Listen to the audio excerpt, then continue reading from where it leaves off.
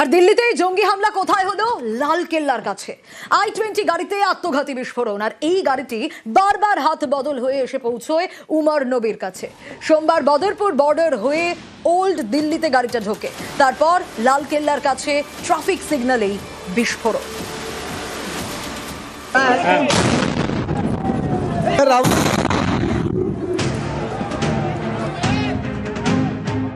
রাজধানীর বুকে আতঙ্কের সন্ধে, লালকেল্লার কাছে গাড়িতে বিস্ফোরণ, রক্তাক্ত রাজপথ, দুমড়ে মুচড়ে যায় একের পর এক গাড়ি, রাস্তায় ছড়িয়ে ছিটিয়ে দেহের টুকরো।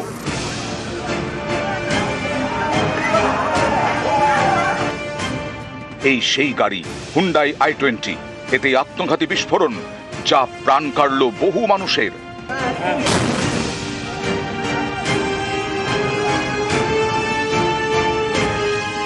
হুন্ডাই i-20-তে বসে থাকা এই ব্যক্তিকে দেখুন, এই সেই আত্মঘাতী জঙ্গি যে হামলা চালায় লালকেল্লার কাছে।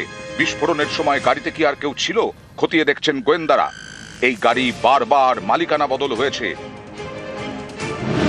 এই i-20 গাড়ির প্রথম মালিক মোহাম্মদ সালমান, তিনি গাড়িটি বিক্রি করেন হরিয়ানার ফরিদাবাদের একটি এজেন্সিকে।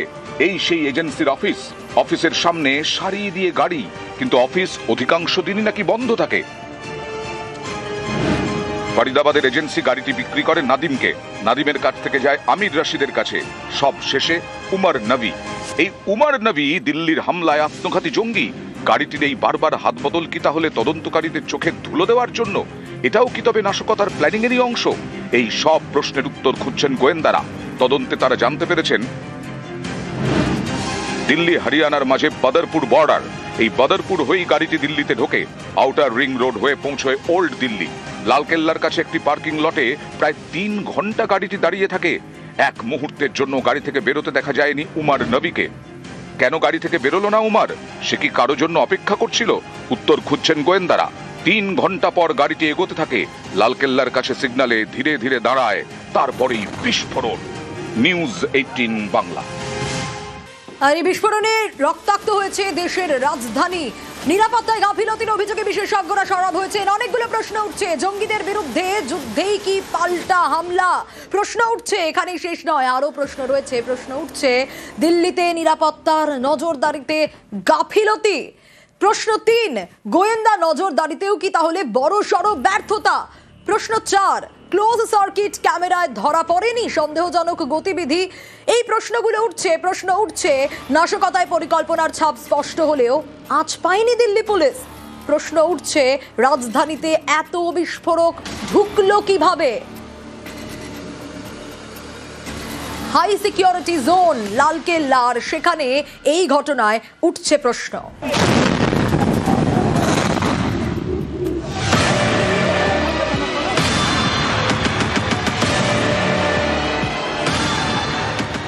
আর নিরাপত্তায় গাফিলতির অভিযোগে বিশেষজ্ঞরা সরব হয়েছেন। কেন সরব? তার কারণ হাই সিকিউরিটি জোন এই লালকেল্লা। ফরিদাবাদে বিস্ফোরক উদ্ধারের দিনেই দিল্লিতে বিস্ফোরণের ঘটনা ঘটলো। একটা পার্কিং জোন, পার্কিং লটে 3 ঘন্টা গাড়ি দাঁড়িয়ে থাকলো, আর গাড়িতেই আত্মঘাতী জঙ্গি অপেক্ষা করলে।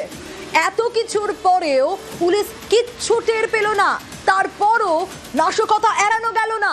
গোয়েন্দা ব্যর্থতার অভিযোগে বিশেষজ্ঞরা সরব হয়েছে।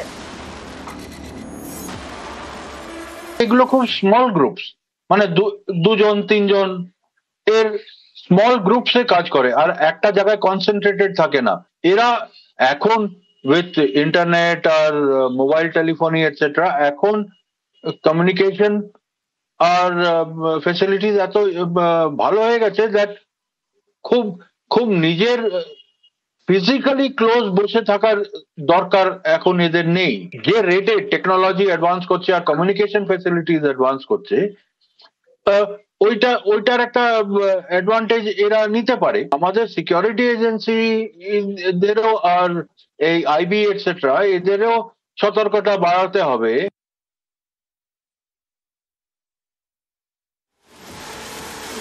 এখানে যাই এরকম অ্যাক্টিভিটি হয় তার মধ্যে আইএসআই আর পাকিস্তানের হাত আছে, তাছাড়া এখানে এরকম অ্যাক্টিভিটি হতে পারে না আমাদের দেশে। কিছুদিন আগেই ইঙ্গিত পাওয়া গেছিল যে জৈশ-এ-মোহাম্মদ কিছু পোস্টার্স বের করেছিল, থ্রেটনিং পোস্টার্স কাশ্মীরে।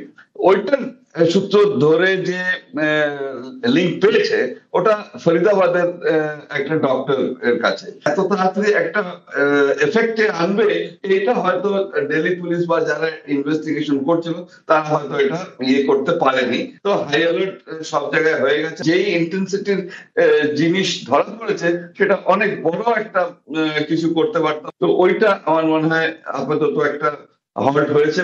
রক্তাক্ত রাজধানী আর দিল্লি বিস্ফোরণে প্রশ্ন উঠছে পাক যোগ নিয়ে। কেন এই প্রশ্ন উঠছে কারণ জঙ্গি নেতা রউফ আসগরের একটি অডিও টেপ যা ইতিমধ্যেই ভাইরাল হয়েছে। দিল্লিতে অস্ত্র পাঠানো হয়েছে দাবি রউফের। ভারতকে হুঁশিয়ারি মাসুদ আজহারের ভাই রউফের। প্রতিরক্ষা খাতে বিনিয়োগে লাভ নেই বলেও হুমকি। ভারতে নাশকতার হুমকি রউফ আসগরের।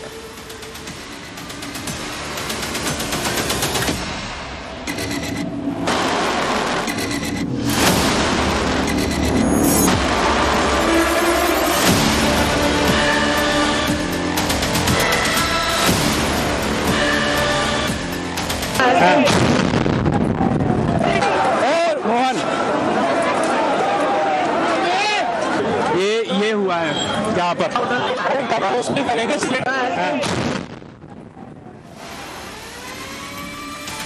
আমার সহকর্মী অতনু রয়েছে, আরো ডিটেল অতনুর কাছ থেকে জানবো। অতনু, প্রত্যেকটা আপডেট আমরা দর্শকদের সামনে তুলে ধরছি। এই যে রউফের এই অডিও টেপ, তাহলে কি কোথাও গিয়ে সিঁদুরের বদলা দিল্লিতে এই আত্মঘাতী বিস্ফোরণ? যদি এই অডিও টেপকে সত্যি বলে প্রমাণিত হয় তাহলে একদিক থেকে দেখতে গেলে সেটা বলতেই হবে যে অপারেশন সিঁদুরের বদলা হিসেবে এটাকে দেখছে জৈশ-এ মোহাম্মদ। কারণ জৈশ-এ মোহাম্মদের খাতায় কলমে কমান্ডার ইন চিফ যদি হাফিজ সাইদ হয়ে থাকে তাহলে পাওয়ার বিহাইন্ড দ্য থ্রোন হাফিজ সাইদের ভাই এই রউফ আসগর মাস্টারমাইন্ড সবকিছুর। মানে আমি যদি কান্দাহার বিমান হাইজ্যাক থেকে শুরু করি, পরবর্তীকালে পাঠানকোট, পুলওয়ামা, প্রত্যেকটা ঘটনা, এমনকি দিল্লির পার্লামেন্টে যে হামলা হয়েছিল তারও মাস্টারমাইন্ড এই রউফ আসগরের একটি ভিডিও বার্তা, অডিও বার্তা সমাজ মাধ্যমে বিভিন্ন জায়গায় সোশ্যাল মিডিয়ায় ঘুরে বেড়াচ্ছে। যদিও এটা রউফ আসগরের কিনা তা প্রমাণিত নয়, তার কারণ এর আগে অপারেশন সিঁদুরে মনে করা হয়েছিল রউফ আসগর মারা গিয়েছে, নিহত হয়েছে, কিন্তু তারপরে রউফ আসগরের নাম হয়তো কেউ এই অডিও ক্লিপ বাজারে ছড়াচ্ছে, বা এটা হতে পারে রউফ আসগর বেঁচে আছে এবং সেই অডিও ক্লিপ ছড়াচ্ছে। কি বলছিল অডিও ক্লিপে, যেখানে বলা হচ্ছে প্রতিরক্ষা খাতে যতই খরচ করে নিক না কেন ভারত, তারা তাদের মতো অস্ত্র কিনে ফেলেছে এবং তারা সেই অস্ত্র দিল্লির পথে চালান করে দিয়েছে বা পাচার করে দিয়েছে, দিল্লির পথে পৌঁছে যাচ্ছে তাদের সেই অস্ত্র। যা দেখে অনেকেরই মনে হচ্ছে, অন্তত প্রতিরক্ষা বিশেষজ্ঞ যারা, তারা মনে করছে যে হয়তো এই অডিও ক্লিপের সঙ্গে কোনো লিঙ্ক থেকে থাকলেও থাকতে পারে গতকালের দিল্লির বিস্ফোরণের গায়ের পিছনে তাহলে জৈশ-এ মোহাম্মদ আছে, সেটা প্রমাণ হয়ে যাবে প্রথমত। দ্বিতীয়ত এটাও তাহলে ঠিক হয়ে যাবে যে জৈশ-এ মোহাম্মদের একের পর এক জঙ্গি ঘাঁটিগুলো যেভাবে অপারেশন সিঁদুরে ভেঙে গুড়িয়ে দেওয়া হয়েছিল তারই বদলা হিসেবে তাহলে জৈশ-এ মোহাম্মদ এই অপারেশন করছে না। তো যদিও গতকালের এই ব্লাস্টের দায় এখনো জৈশ-এ মোহাম্মদ সরাসরি নেয়নি, কিন্তু কোথাও যেন যোগাযোগ বা যোগসূত্র অনেকটাই স্পষ্ট হয়ে যাচ্ছে। বেশ অতনু।